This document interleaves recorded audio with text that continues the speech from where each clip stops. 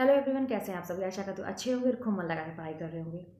तो भाई, जो स्टूडेंट एक सपना लेके चल रहा है कि उसको गवर्नमेंट जॉब करना है, उसको तैयारी करके मेहनत करके सफलता पाना है, तो ऐसा नहीं है कि वो मेहनत नहीं कर रहा होगा, दिन रात वाली पढ़ाई कर रहा होगा, जी जान लगा के पढ़ाई कर रहा होगा, लेकिन फिर भी हर बार असफलता, हर बार कुछ नंबरों से रह जाना। और हर बार फिर वो यही बोलता है ना कि मैंने तो बहुत कड़ी मेहनत की थी लेकिन फिर भी मुझे सफलता नहीं मिलती। तो कहीं ना कहीं से उसको ना, जो कड़ी मेहनत होती है ना, उस पर से उसका विश्वास उठ जाता है। जैसे आप लोग कई कमेंट आते हैं ना, आप लोग मुझसे बोलते हैं कि दीदी मैंने तो बहुत मेहनत की थी लेकिन फिर भी मेरा नहीं निकला। तो आप लोग को ऐसा लगता होगा कि कड़ी मेहनत मैं कर रही हूँ, मेरी किस्मत साथ नहीं दे रही, बहुत सारी चीज़ दिमाग में आती होगी। हालांकि ऐसा कुछ नहीं है। बस जानते हैं क्या है, चीज़ों को समझ नहीं पाते हैं ना हम लोग जब तैयारी करते हैं, क्योंकि उस समय थोड़ा अपरिपक्व होते हैं, थोड़ी सी, क्योंकि अनुभव अनुभव और एक अनुभव की एक अलग ही बात होती है। चाहे वो उम्र में अनुभव हो, उसकी कितना भी अनपढ़ आदमी हो ना, आप देखेंगे वो बुजुर्ग होगा तो उसका जीवन का अनुभव बहुत ज़्यादा होता है, क्योंकि उसने दुनिया देखी है। तो इसी तरह से जब कोई स्ट्रगल करता है, पढ़ाई करके सफल होता है, तो सफलता मिली तो उसका अनुभव जो होता है ना, बहुत मूल्यवान होता है कि क्या चीज़ फ़ायदा की। तो ऐसा नहीं कि आप ही ये गलती कर रहे हैं। मैं भी एक टाइम था कि गलती करती थी, हार्ड वर्क बहुत ज़्यादा था।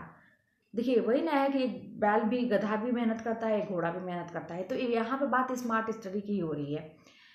लेकिन जब मुझे ये चीज़ समझ में आया कि मुझे ये चीज़ फ़ायदा दिलाई, बाद में मुझे ये चीज़ रियलाइज़ हुआ कि ये चीज़ जो था, मुझे किताबों को समझने में, चीज़ों को समझने में बहुत ज़्यादा फ़ायदा दिलाया। तो वो क्या है, मैं आपको बताने वाली हूँ। तो आप लोग भी ये बिल्कुल भी मत कहिए कि हार्ड वर्क जो है काम नहीं करता, वो करता है, लेकिन थोड़ी-सी ना उसमें मतलब समय-समय पे अपने आप को सुधारने की ज़रूरत है कि गलती कहाँ कर रहे हैं। बात ये है कि जैसे आप पढ़ाई करते होंगे, किताब पढ़ते होंगे, तो उसकी भाषा अलग होती है, साहित्यिक भाषा होती है। तो हम क्या करते हैं ना, सबसे बड़ी समझिएगा इस चीज़ को, मेरे साथ तो ऐसा ही था, क्या आपके साथ भी ऐसा होता है? समझिएगा कि जब वो किताब पढ़ते हैं तो हमारी ये गलती होती है कि हम जैसी वो लाइन लिखा है जिस भाषा में, उसी रूप में उसको ग्रहण करने की कोशिश करते हैं। ध्यान समझिएगा जो मैं कह रही हूँ, होता होगा। यहाँ तक दिमाग ही हम लोग नहीं चलाते हैं, क्योंकि हमें तो जल्दी रहती है ना कवर करने की, कोर्स कवर करने की। जिस भाषा में वो लिखा हुआ है, हम उसी चीज़ को उसी रूप में अपने दिमाग में बैठाना चाहते हैं, और बहुत मेहनत करते हैं, वो चीज़ें बैठ भी जाती हैं, लेकिन फिर भी कहीं न कहीं एक होता है ना कि एक ऐसा चीज़ होता है जो मन में उतर जाता है, वो मन में नहीं उतर पाता है वो चीज़। वो दिमाग में घुसता तो है लेकिन ऊपर-ऊपर ही रहता है, और यही एक गलती होती है कि एग्ज़ाम में हमारे क्वेश्चन अक्सर हम चूक जाते हैं, कन्फ्यूज़न होती है कि पढ़ा तो था लेकिन याद नहीं आ रहा है। तो जानते हैं इसका क्या है? एक छोटा-सा मतलब मेरा ये तरीका था, आप अपनाइएगा। अक्सर हमेशा मतलब आप लोग भी, ऐसा तो है नहीं कि सभी लोग मतलब कोई बनावटीपन यहाँ पे है, सभी लोग घर में एक अलग लैंग्वेज यूज़ करते ही होंगे। देखिए, बाहर हम लोग एक प्रोफेशनल जहाँ पे रहते हैं वहाँ पे अलग लैंग्वेज हो जाती है, अपने आप बॉडी लैंग्वेज से लेकर सब कुछ चेंज हो जाता है।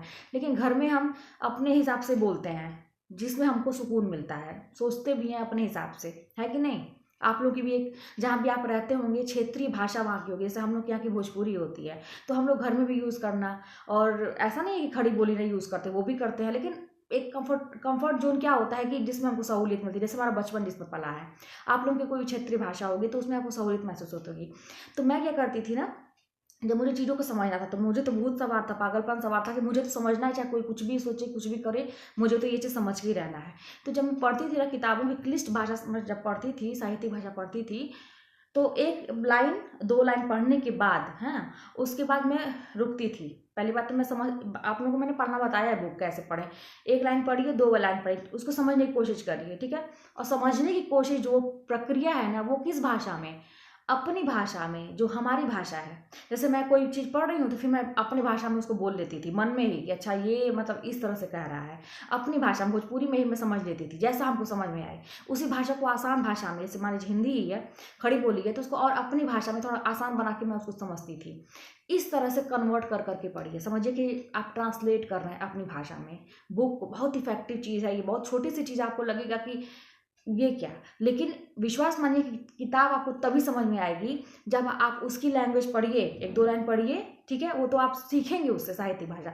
लेकिन समझने के लिए हमेशा जो आप ऐसी भाषा का प्रयोग घर में करते हैं, उस भाषा में समझिए। आप देखिए ना कि आपको हर चीज़ समझ में आएगा और भूलेगा नहीं फिर वो चीज़।